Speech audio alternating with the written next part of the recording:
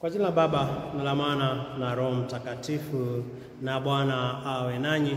Ndugu zangu, leo tunawaenzi watakatifu Petro na Paulo waliokuwa mitume ambao walikuwa waaminifu na miamba wa imani. Huyu Petro alikuwa mvuvi wa Betsaida ya Galilaya, na hivyo aliitwa na Yesu, akaacha vyote na akamfuata. Na hivyo tunaona yeye alikuwa wa kwanza kukiri ya kwamba ndiwe Kristo mwana wa Mungu aliye mzima. Akakiri ya kwamba anamjua Kristo, kwa sababu imani yake akakabidhiwa kanisa, akawa msingi. Na siku ya Pentekoste aliweza kuongoza wengi wakabatizwa.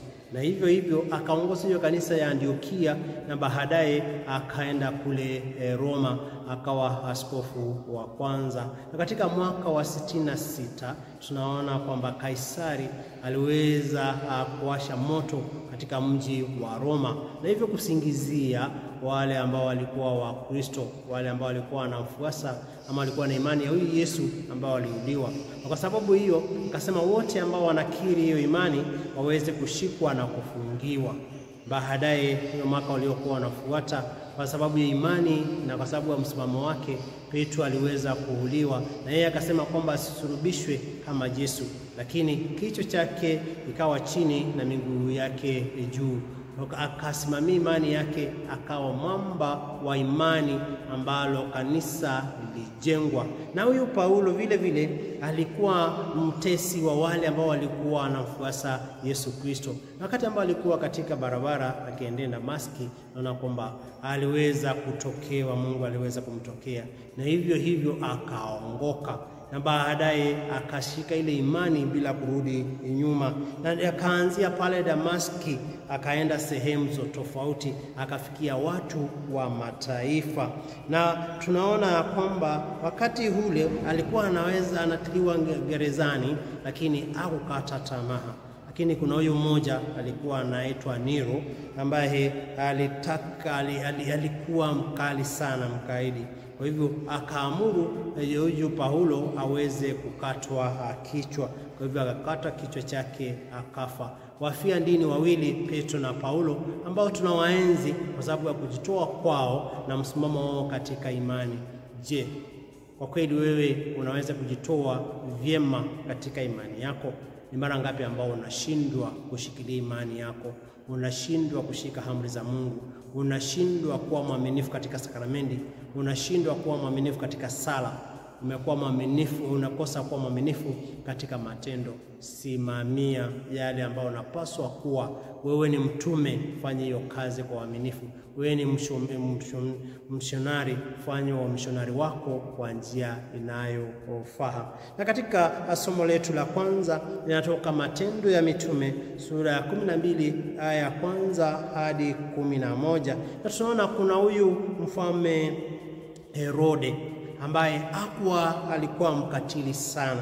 Tunaona yeye anamuua huyu ndugu yake Yohana kwa upanga Yakobo, na hivyo akaanza kumtafuta huyu Petro, na yeye akamshika Petro, akaweza kumweka chini ya ulinzi mkali, askari wakimzunguka, akafungwa mikono yake na minyororo. Lakini tunaambiwa malaika wa Bwana aliweza kumfungua huyu Petro, akamtoa nje ya gereza, mlango ukafunguka. Na hivyo ingawa alikuwa anadhania kwamba ni maono, akuta kwamba kumbe ni Mungu alikuwa anafanya haya yote.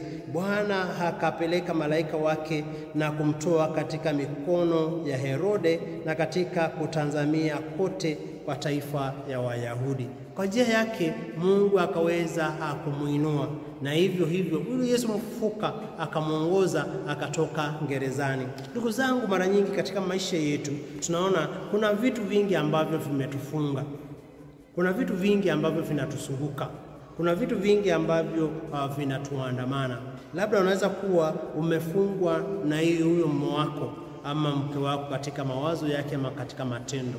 Wewe mwenyewe umejifunga katika akili yako. Ama vile vile umejishungusha na adui wengi wamekusunguka upande huu na upande ule. Hakuna chochote kizuri unaweza kukifanya kwa sababu kuna watu ambao wanakurudisha nyuma. Ama ni lahana ya kila siku, umejifunga na lahana ya kila siku, ama ni shida, ama magonjwa, ama midomo. Kwa hivyo unakuta kwamba kuna vitu vingi ambavyo vimekufunga, vimekusunguka upande uwezi kusonga na unakata tamaa kwa sababu ya haya yote. Lakini kumbuka Mungu yupo, yeye ni mwaminifu, atakupigania, ataweza kukuondoa katika hiyo minyororo, ataweza kukuondoa katika hiyo gereza ambao umewekwa, gereza ya umaskini, gereza ya magonjwa, gereza ya fitina, gereza ya kukosa kuwa mwaminifu, gereza ya uchoyo, ya maneno mabaya. Ataweza kukutoa pale ilhali unamtegemea Mungu. Lakini ni mara ngapi ambao wewe mwenyewe hata unashindwa kujipigania wewe mwenyewe? Ni lazima wewe uanze kujipigania ndio Mungu aweze kukusaidia. Ni lazima wewe kuwa na msimamo ndio huyu Mungu aweze kusaidia. Kumbuka vile huyu Petro alivyokuwa anafanya, kwa sababu imani yake na msimamo wake, yeye Bwana aliweza kumpigania. Wewe kuwa mwaminifu na utaweza kupiganiwa na utolewe katika hiyo gereza ambao umeishi. Useme kwamba askari ni wengi, hapana. Muone Mungu ambaye ako na nguvu. Usione ugonjwa wako ni mkubwa, usione shida zako ni nyingi, usione mataabu zako ni nyingi. Muone huyu Bwana Yesu Kristo ambaye ako na nguvu nyingi kuliko hizo vitu vyote ambavyo vimekushika. Hiyo minyororo ambayo imekushika, muone ako na nguvu ya kukatakata. Vile umeingizwa kule ndani unasukukwa, muone Mungu ambaye ako na uwezo kuliko hizo yale yote ambayo amekushika na amekusunguka. Na katika kiitikio kinatupatia jambo la kuwazia. Anasema kwamba malaika wa Bwana hufanya kituo akiwasungukia wamchao na kuwaokoa. Sisi tu katika mikono ya Bwana, sisi tu katika hali ya neema. Basi kwa nini tusione yule Mungu ambaye anatuinua katika maisha yetu? Ndio sababu anasema kwamba tumhimidi Bwana kila wakati na sifa zake si kinywani mwangu daima. Katika Bwana nafsi yangu itajisifu, wanyenyekevu wasikie wafurahi. Malaika wa Bwana anakulinda na kukuinua kila wakati. Na somo letu la pili latoka waraka wa Mtume Paulo kwa Timotheo sura ya 2 aya ya 4. Timotheo wa pili sura ya 4 aya ya 6 hadi ya 8, 17 hadi 18. Na ni kuhusu Petro ambaye anasemea yale makubwa ambayo Mungu ameyafanya. Paulo anasema kwamba karibu atamiminwa damu kwa ajili ya Yesu, yaani atakufa. Anasindiki amefanya kazi vizuri. Na ndipo anasema kwamba nimevipiga vita vilivyo vizuri, mwendo nimeumaliza, imani nimeilinda. Baada ya hayo nimewekewa taji ya haki, ambayo Bwana mhukumu mwenye haki atanipa siku hile, wala si mimi tu, bali na kila mmoja ampendaye kufunuliwa naye. Paulo anasifia ile kazi ambayo anaifanya. Anasema kwamba ni Bwana ambaye anafanya hiyo kazi, lakini sio yeye mwenyewe. Vita amepiga na mwendo ameumaliza, na pale mwishoni ya kwamba yote yamefanywa kwa sababu Mungu ni mwaminifu na ameweza kumuokoa katika kila jambo lililo mbaya. Ndugu zangu, kuna mengi ambao yako katika ulimwengu huu. Kuna vitu vingi ambavyo vinataka tushinde, lakini kumbuka kwamba ni Mungu anatupigania. Yeye ndiye anakupigania. Kila ambacho unapaswa kusubiri ni ushindi, kwa sababu ako na uwezo, ako na nguvu. Lakini hebu jiulize, ni vita gani ambavyo unapigana? Mara ngapi ambao unapigana kwa vitu ambavyo havina maana, vitu ambavyo haviwezi kukuletea uokovu? Alafu ni mwendo gani ambao umeenda? Unaenda ule mwendo wa imani ama unafanya vitu vyako? Unaenda mwendo wa kanisani ama unaenda kwa waganga, kwa giza? Alafu endelea na kujiuliza, ni taji gani ambao unaisubiria? Watu wanakusifu kwa kitu gani? wanakusifu kwa yale mazuri ambayo unayafanya ama ni yale mabaya ambayo unayafanya. Lakini Bwana atasimama kwa wale wote ambao wanategemea nguvu zake. Yeye ako na uwezo. Muone Bwana ambaye anakupigania kila wakati. Muone yeye katika shida zako na taabu zako. Bwana atakuokoa katika kila lililo ovu. Katika kifo ataweza kuondoa, katika magonjwa ataweza kupigania, katika taabu ataweza kupigania, katika ndoa ataweza kupigania. Usikate tamaa, kwa sababu ni lazima utashinda kama mtategemea Mungu katika maisha yako. Na somo letu la Injili latoka mwinjili Mathayo sura ya 16 aya 13 hadi 19. Na tunaona hapa ni wakati ambao Petro aliungama wazi kuwa Yesu ni Masia. Yeye aliuliza, watu wanasema kwamba mimi ni nani? Na hivyo tunaona huyu Petro ndio anakuwa wa kwanza kusema kwamba wewe ndiye Kristo, mwana wa Mungu aliye hai. Na katika kujibu kwake aliweza kukabidhiwa kanisa, akaambiwa kwamba wewe ndiwe Petro, na juu ya mwamba huu nitalijenga kanisa langu, wala milango ya kuzimu haitalishinda. Kwa hivyo Petro baada ya kuungama imani yake anakabidhiwa mamlaka, anakabidhiwa kanisa. Na yeye Petro hivyo hivyo akapatiwa funguo, akapatiwa mamlaka. Ndugu zangu, je, Kristo ni nani katika maisha yako?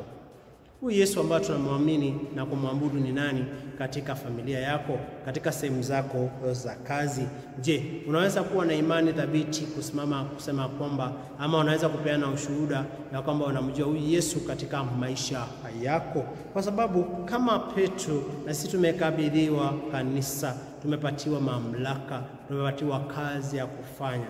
Je, ubatizo wako ulikufanya uweze kuwa mwanga, kipa imara, ukaimarishwa ndio uweze kumtetea Yesu Kristo? Je, unasimama hivyo mpaka wakati huu?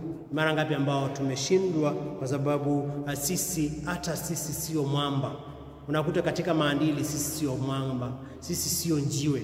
Kila wakati tunatingisika, tunahanguka kwa sababu hatujaimarika katika maneno, hatujaimarika katika tabia, hatujaimarika katika ndoa, hatujaimarika katika sakramenti. Basi ni lini ambao utakuwa mwamba? Lini ambao utasimama imara useme kwamba unatetea huyu Yesu mpaka mwisho? Umepatiwa funguo ili uweze, Petro alikabidhiwa funguo kama maana ili aweze kuongoza watu wale wengine katika imani, katika maadili. Je, wewe umepatiwa mamlaka? Ni vitu gani ambavyo unafungua na vipi ambavyo unafunga? Ni watu wangapi ambao umewafungia njia zao? Watu wangapi ambao umewafunga katika mawazo?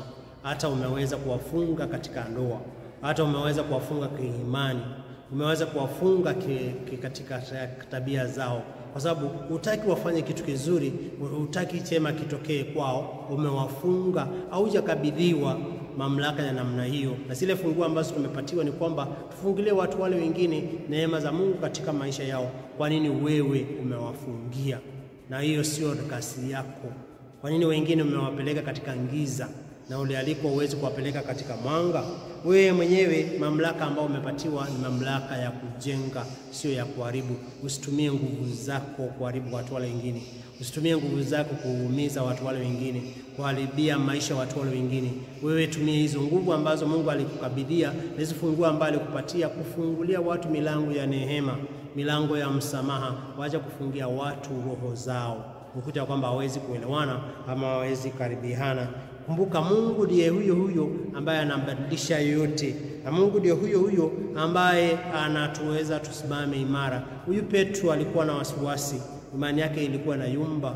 Huyu Paulo alikuwa na wale ambao walikuwa wanamfuata Yesu Kristo, lakini aliweza kuwabadilisha akawa mtume mwema. Na sisi pia tumuone Yesu Kristo ambaye aangalia madhaifu yetu, anaangalia nguvu zetu, kila wakati anatupenda, kila wakati anatuimarisha. Tusimame kama Petro, kwa waaminifu kama Paulo. Baada ya kubadilisha maisha yetu, tusirudi katika giza, lakini tutembee katika mwanga wake. Tumsifu Yesu Kristo. Tuombe. Mungu, umetujalia tuifurahie siku hii takatifu na tukufu kwa sherehe ya watakatifu Petro na Paulo mitume. Ujalie kanisa lako ili katika mambo yote lifuate maagizo yao, maana kwao limapokea mwanzo wa Kristo. Kwa njia ya Kristo na Bwana wetu. Na Bwana awe nanyi, na wabariki Mungu Mwenyezi, Baba na Mwana na Roho Mtakatifu. Mtume Petro na Paulo mtuombee.